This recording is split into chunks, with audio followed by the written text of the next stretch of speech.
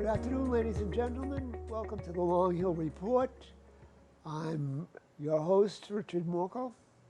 And today we have Don Konopacki and Eric Hart. Why are they here? Don is the director. Eric is one of the actors on the production of Hot L Baltimore by the company Pasture Prime Players.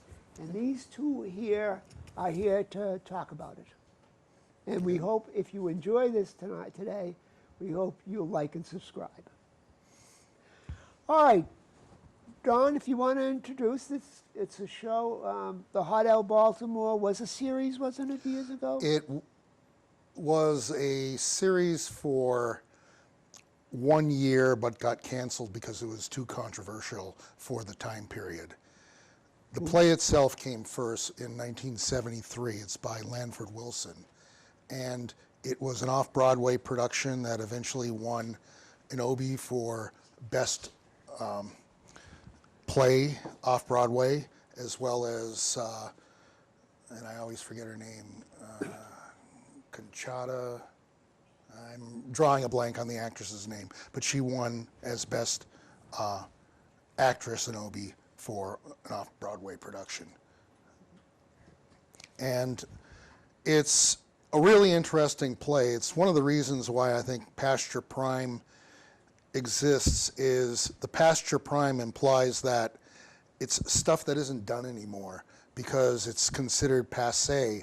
But in fact, many of the plays that we put on are just as relevant today as they were back when they were made. And this dates back to 1973, and the Hot L Baltimore refers to the fact that it's in a seedy hotel. It all takes place on one day, Memorial Day, in the 70s, and it's called Hot L because the hotel is so seedy that the E burnt out on the marquee, and that's what you see. You see Hot L Baltimore. Yeah, I a little background read about that it was, the E is missing from Right. hotel. A hotel, okay. Want to give us insights to the plot a bit? Not giving everything Yeah. away, but... Well, it takes place in, like I said, the 70s, and it's a reflection on many things. Partially, it has to do with the whole idea of urban renewal, and that some areas are considered too run down, and it's better to just demolish everything and then don't do anything with it, and then everyone who is living in the hotel no longer has a place and become indigent. So it's a play which is still relevant today with the amount of homeless people, and it's a reflection of society from both sides. It doesn't matter which side it's from. There are sides who are the quote-unquote do-gooders who want to do better, and we're going to make sure that they have nice places to live, so we're going to demolish the entire hotel, and there will no longer be any place for them to go because they can't afford to live in a better hotel.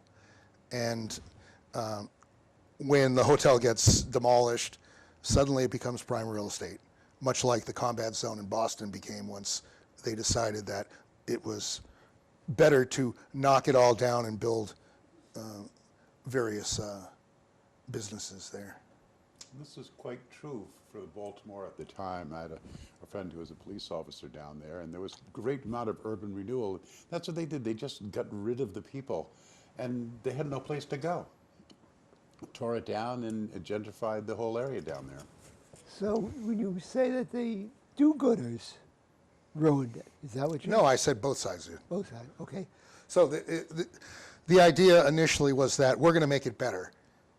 And there was no thought process on how they were going to make it better. Just, well, these are awful buildings and landlords are really nasty and they're not taking good care of the buildings. So we're going to knock the building down and put up things which are better, which now the people who were living in there can no longer afford.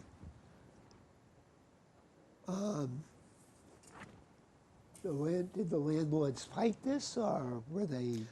Usually it was taken over by eminent domain. Yeah. And so there wasn't really any choice. They decided that, they would find something wrong with the building, say, either you put it up to this certain standard or else we're going to take it over by eminent domain and knock it down. And that's what happened to a lot of areas. So if you want to go through cast member, what the plot, the plot basically is what you, The first thing I want to do is caution people, because this is a little bit of a racy play. 3 of the characters are prostitutes. Another one is a thief. And there's also a couple elderly people, such as Eric. I finally get to play my age, yes. And a lot of it has to do with how this community of people who are kind of forgotten by society bond together, and that's how they have a family. They don't have any more family. Their only family are those that live in this particular place. I think that's one of the great charms of the show, is the fact it does show the interrelationships of these people, who are marginalized by society, but have, like I say, as John says, built their own community here. They squabble like a family. They care for each other like a family. But there is this, all through the play, there is this thing moving down on them that's going to tear down and destroy their home. And it's how they react to it and how they react to each other. I think that is, there's humor in it. There's some pathos involved. But it's very much a look at society that's not just relevant from back in the 70s, but also very relevant today.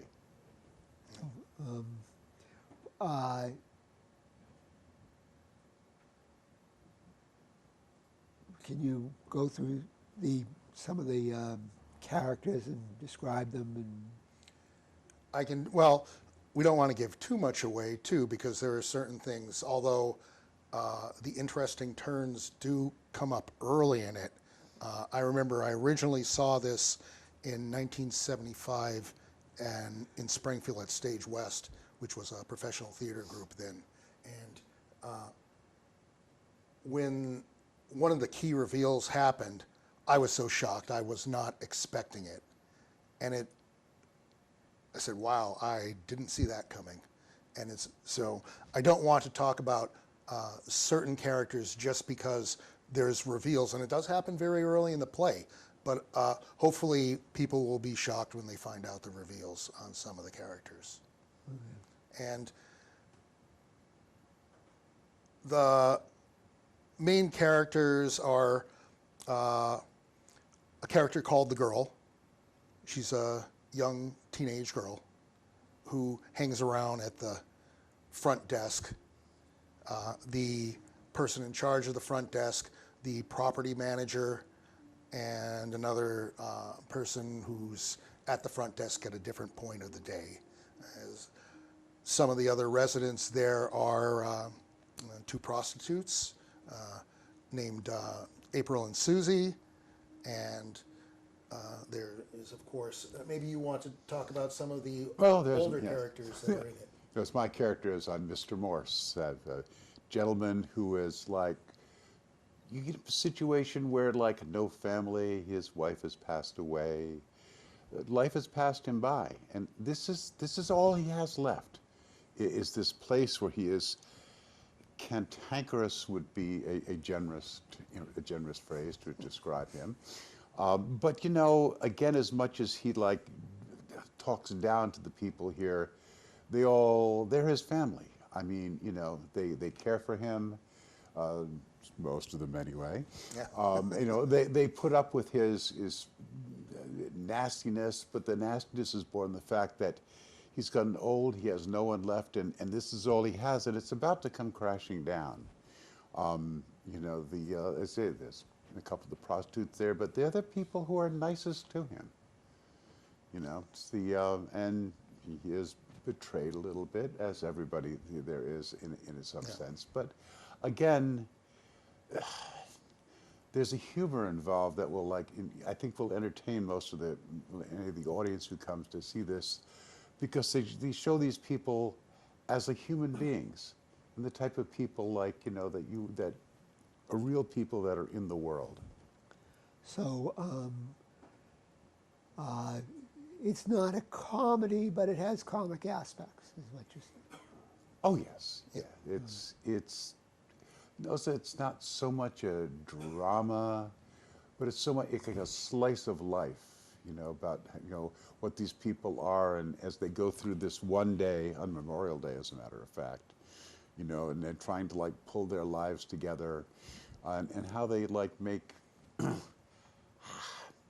how they make a life out of the situation that they have, which is coming to an end. The Pasture Prime players, and you had the auditions. Who are going to be some of the actors and actresses? See, the funny thing is, the way I direct, I don't call the actors by their real names. I always refer to them only by their characters' names. So sometimes there's there's a couple new actors who I haven't worked with before, and to tell you the truth, I know their first name, but I don't know their full names. I could go over, but I don't want to tell everyone's name and then leave some people out and make them feel like, oh, geez, Don doesn't even know my name. Well, we still have about 20 minutes Yes. to go, so you got to come up with some stuff. there's a lot going on. So one thing I do want to reiterate is this is definitely an R-rated play. There's a lot of language, and there are a couple things that are in the play which a lot of people would take out of the play. They would say, no, you can't say that today. But it isn't today, it's 1973 or 72. And so we left almost everything in the script intact, except what might have been a big selling point. At the end of the first act, one of the prostitutes comes out naked, and we decided to not have that included in the play. We made it a little bit more modest, but it is certainly for adults, maybe some older teens. I mean, there aren't any words that that a fourth grader hasn't heard, but perhaps not in the same context. Well, If I may say that way. Would you say that's That'd be a rig, but we could probably there's I've worked with quite a number of people in this cast, and they are really a very very talented group, and Don I think has cast the show very well. We have some people from the local area. We have Rose Gage, who is like previously seen Yep. in here with the Dashiell Hammett play. We did the Maltese Falcon. she was in The Bad Seed. That's true, And right? she was in Dial In for Murder, too. Ah, yes.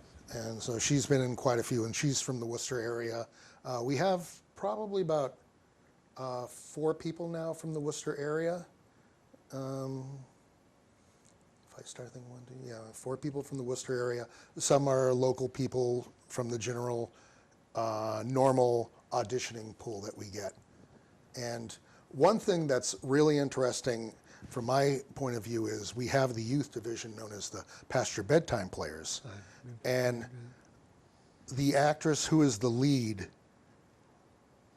who plays the character called the girl, she has come up through the Pasture Prime and Pasture Bedtime Players, and she is now graduated to adult theater, and it's a very adult part, and it's great to see someone that you saw start off as a very young child and suddenly mature into a very good actress.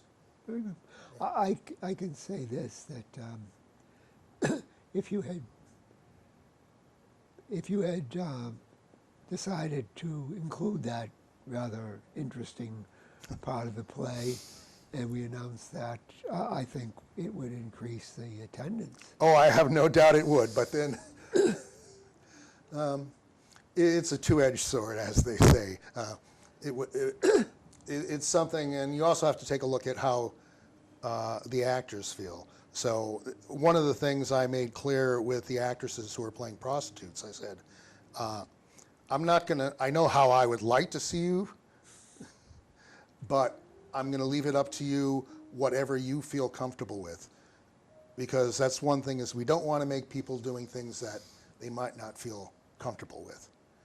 For all I know, the actress might have been perfectly willing to go as nature had her, but ultimately we have to realize that it's something that even if the actress feels comfortable with it, the audience may not.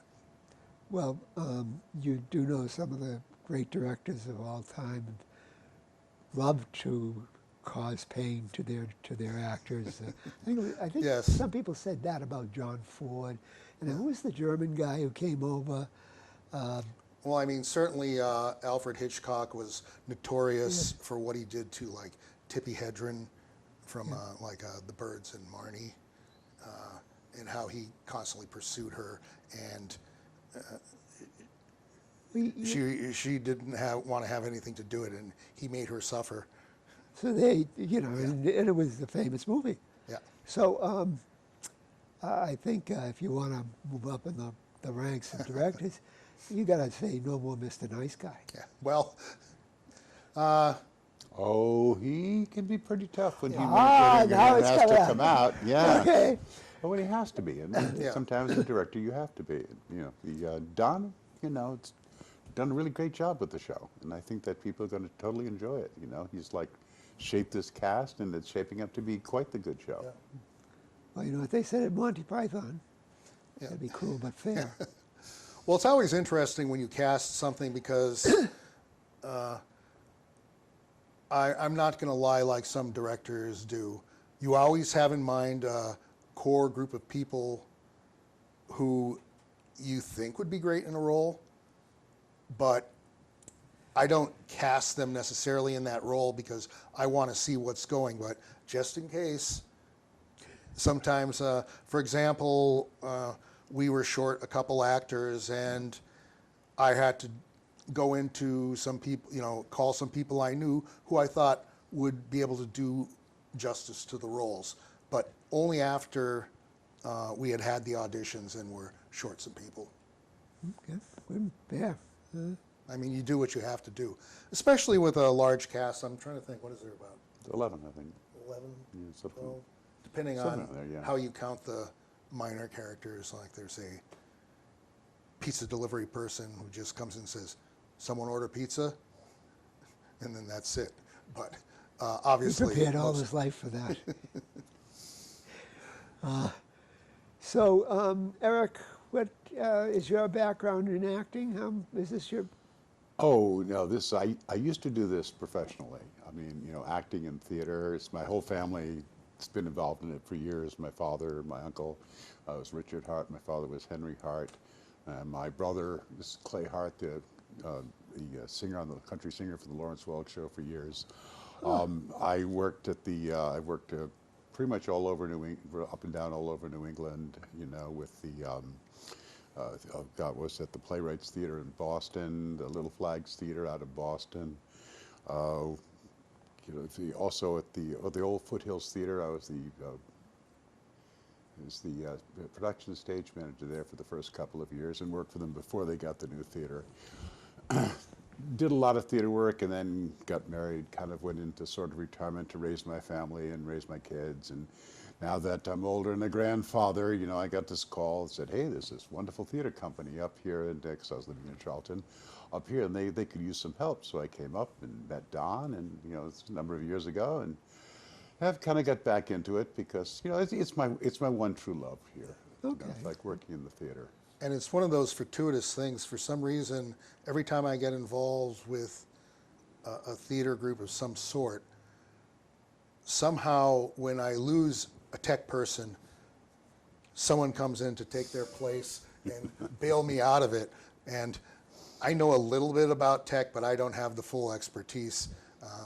I'm trying to learn, but I'm pretty low on the priority list. But I was very lucky to have Eric come in. It was probably like a month and a half after my previous tech moved to Virginia. And I wasn't sure what I was going to do, and suddenly Eric appeared. And it wasn't even for theater. It was for music. Oh, Because right, for as you had doing for the the sound, Grizzly yeah. Coffee House. Oh, the Grizzly Coffee House, Yeah, right? In the because first he shows, came yeah. over, yeah. So, Which is the other thing I like to Yeah. work on here, which will be starting in May for people who are interested. The the Grizzly Coffee House. It's a kind of an open jam session, usually using both electric and acoustic instruments. Where is it again? It'll be in the down below in the lower barn here, Okay. every second Sunday, starting in May, probably running to September and October until it gets too cold, to be Yeah. down there. It's so I know there's people in the area who come to it. So kind of the announcement of that when we're opening it up again. But like I said, music is something my family has always done. It's something that's always interested in me. But I say theater has been my primary focus in most of my life. What kind of music? I play guitar and I play ukulele, thanks to him. There's a wonderful ukulele club, the Charlton Ukulele League and Ensemble. They meet every third Thursday, something like that, up at the library. It's run by Rich. And he was saying, "Why don't you come up and play?" I said, "Well, I don't play ukulele." He says, "Well, it's kind of like guitar, which I know you play." And I says, "But he said, well, I want to learn a new instrument." So he's like, "Well, it's a baritone ukulele. It's kind of like a guitar." And well, I'm not going to buy it. Well, I've got one here. I'll lend it to you. So I was like, "All right, I'll come." And sat there and said, "Wow, this is fun." So 3 weeks later, I bought a new ukulele, and it's my new love instrument. Yeah. I It's got him hooked. Yeah, and I thank you for that. Yes. And you are a Charlton resident. I was a Charlton resident for many years, and things came up. We had my wife's parents died. We had to move. Went down to New York and New Jersey, and I just continued to work up here. And then finally moved back, and now I'm living in Webster. But still, I find myself being drawn back to Charlton constantly. Yes, I love this town. My kids went to school here. I spent years living here, and set down some roots and made good friends here. So, it's Charlton's, it's a lovely town. Good, yeah.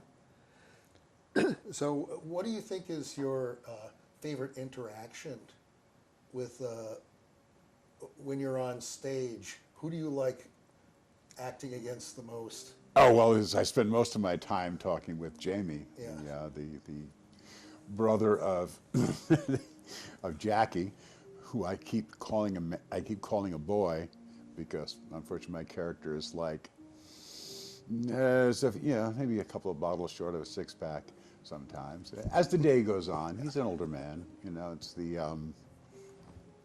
and we sit there and we play checkers together, and it's sometimes combat checkers.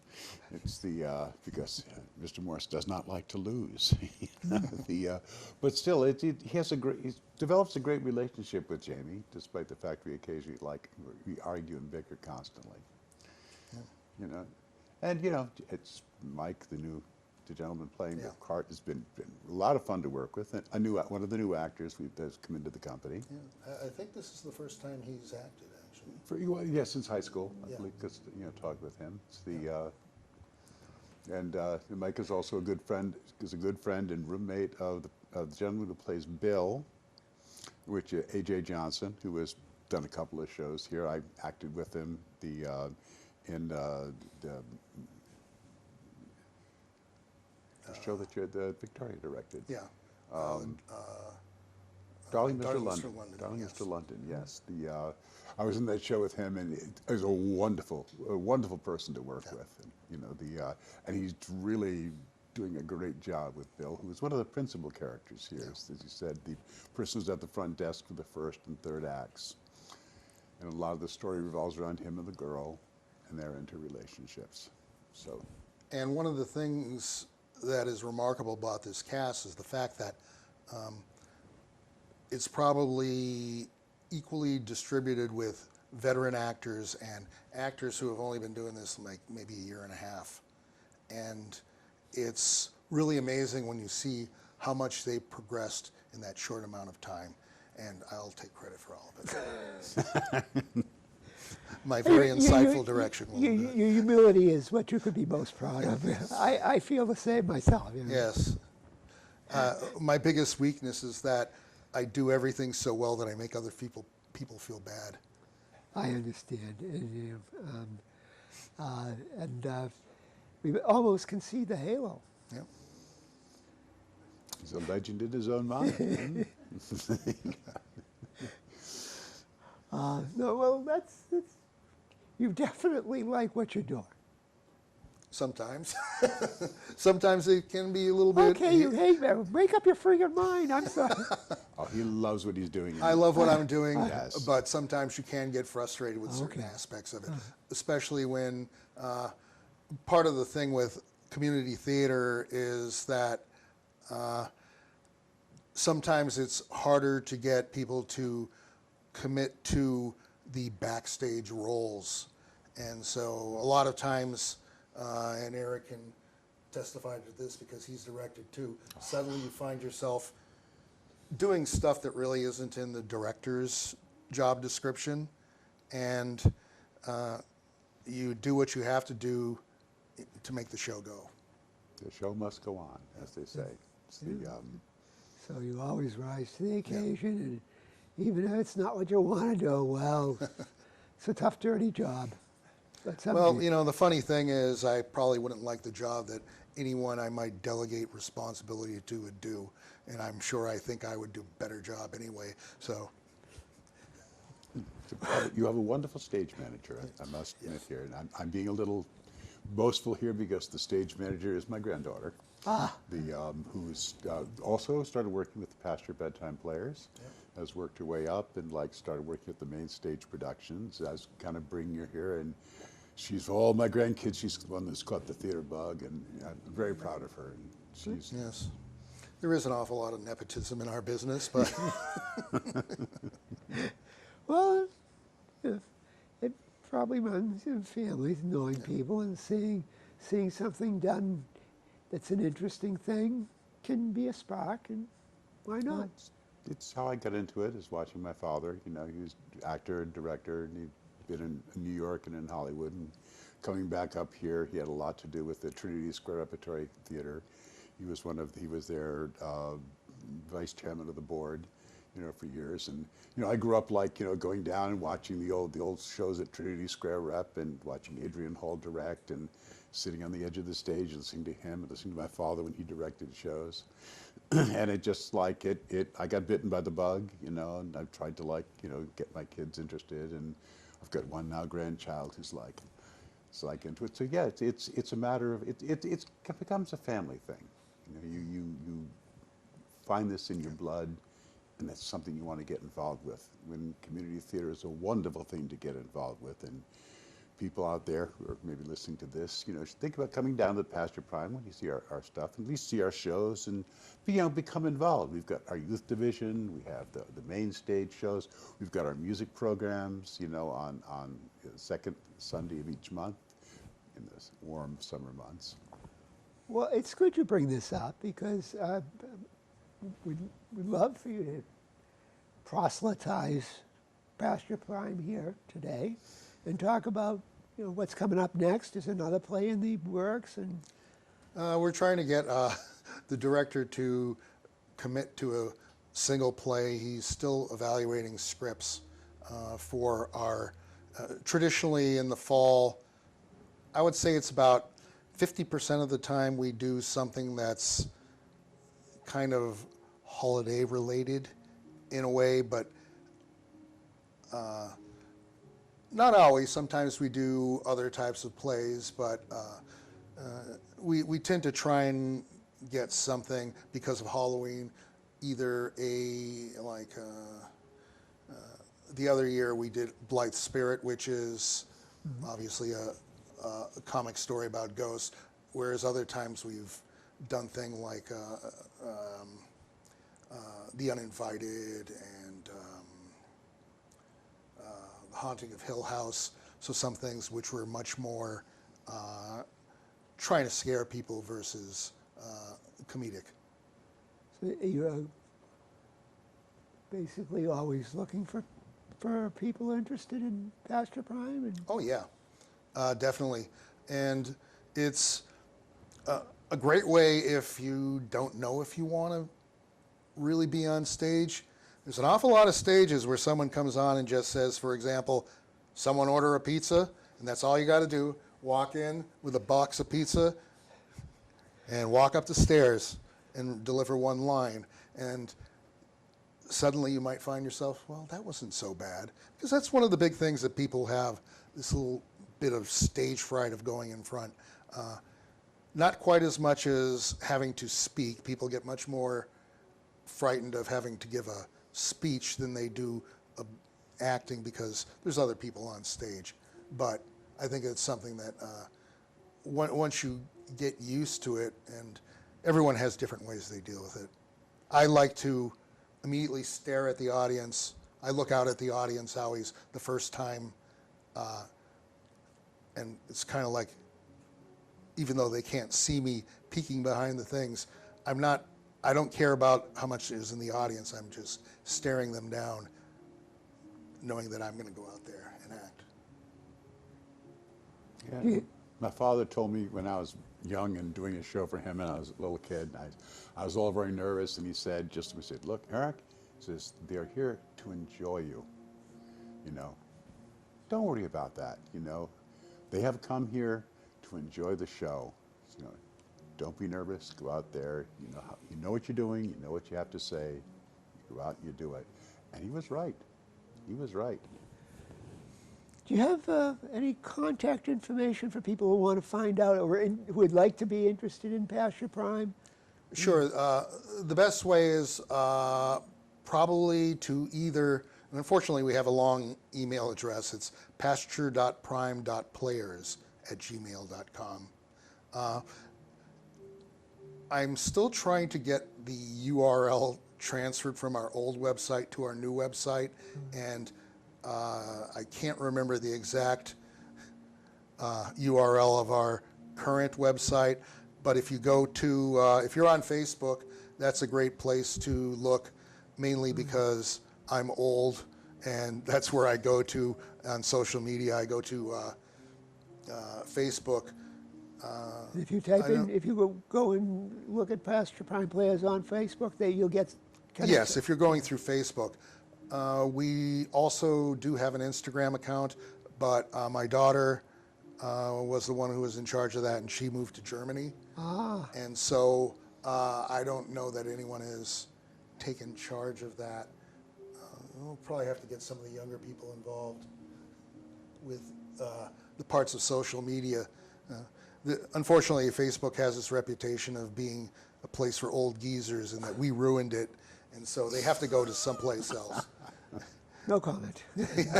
Whereas, I always thought, for example, Twitter, now X, I always thought that was a ridiculous thing, to have a forum where you just are limited to the amount of things you can say, although I can understand why sometimes it's good to limit people. But that was never something I found terribly interesting, and I think TikTok's ridiculous, and so I haven't really looked into Instagram enough. I know that seems to be the go-to one for a lot of probably millennials, I guess. I'm geezer here now. Yeah. That's Well, but to get in touch with us, best Facebook is a good spot. For and people that does it. they can also, the dates of the play, and if you want to announce the dates of the upcoming Hot Sure, I L gotta Ball. make That would be good. Yeah. Yes, well, I have to make sure. They're the last 2 weekends of April, and I believe it's April 17th, 18th, 24th, and 25th. Those are Friday and Saturdays at 7:30, and so that would mean it's the 19th and the 26th are the Sundays at 2 p.m., and that'll be held here for Dresser Hill in Charlton, Massachusetts. Very good. All right. And people have a suggestion often for me about this, going on the theater. Is you should be on stage. There's one leaving in 15 minutes. Okay. We have Don Konopacki here and Eric Hart from Pasture Prime Players, and they having a play soon, Hot L Baltimore. And this has been the Long Hill Report. Richard Morco here. And I hope you get to see the play. Thank you.